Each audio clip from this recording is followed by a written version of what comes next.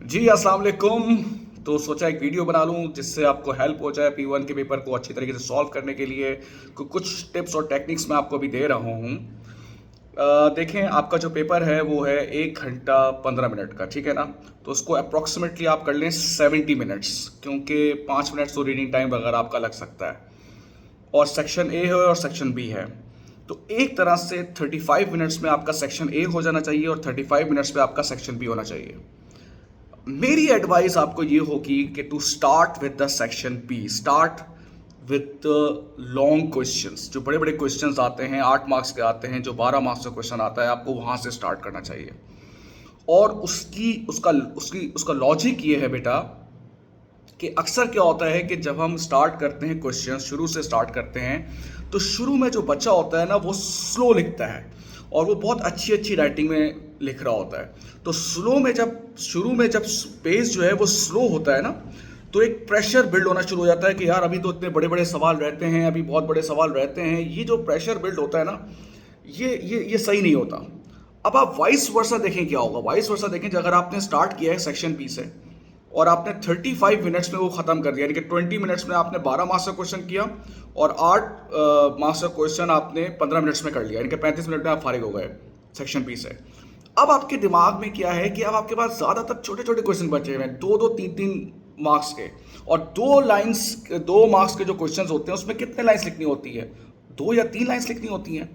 अब अक्सर बच्चा ये होता है, जब शुरू में वो आसानी से चल रहा होता है और एंड में प्रेशर बिल्ड होता है, तो अक्सर बच्चा कहता है सर मैं एंड में सिर्फ 2-3 लाइन ही लिख पाया।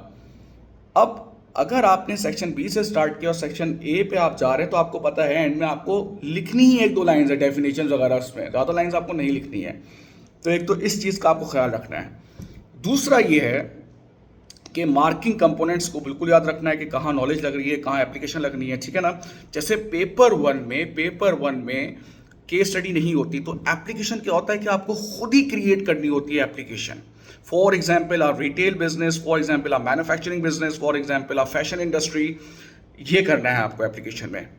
लेकिन जो 12 मार्क्स का क्वेश्चन होता है, जहां पर उसने मेंशन कर दिया किस इंडस्ट्री की बात हो रही है, हॉस्पिटल की बात हो रही है, कॉलेज की बात हो रही है, किसी रिटेल की बात हो रही है, फिर आपको कोई और एप्लीकेशन नहीं करनी। आपको उसी जो उसने वर्ड यूज़ किया है 12 मार्क्स में, आपको उसी में एप्लीकेशन करनी है।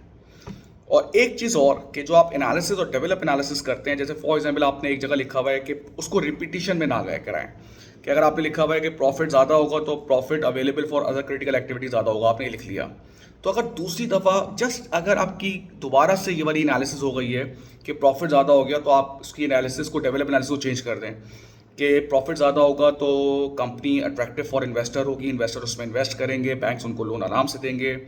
इस तरह से आप अपनी एनालिसिस को, डेवलप एनालिसिस को चेंज कर सकते हैं।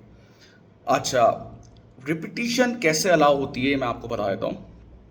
अगर CSR की, कॉर्पोरेट सोशल रिस्पॉन्सिबिलिटी की बात कर रहे हैं, उसने 12 मार्क्स में सवाल दिया है, तो आपने एक फ़ायदा लिख लिया, आपने एक नुकसान लिख लिया कि CSR की वजह से कॉस्ट बढ़ जाती है। लेकिन जब आप इवैल्यूएशन लिख रहे हैं और आपने शॉर्ट टर्म लिखा, तो आपने ये लिखा कि शॉर्ट टर्म में कॉस्ट बढ़ गई।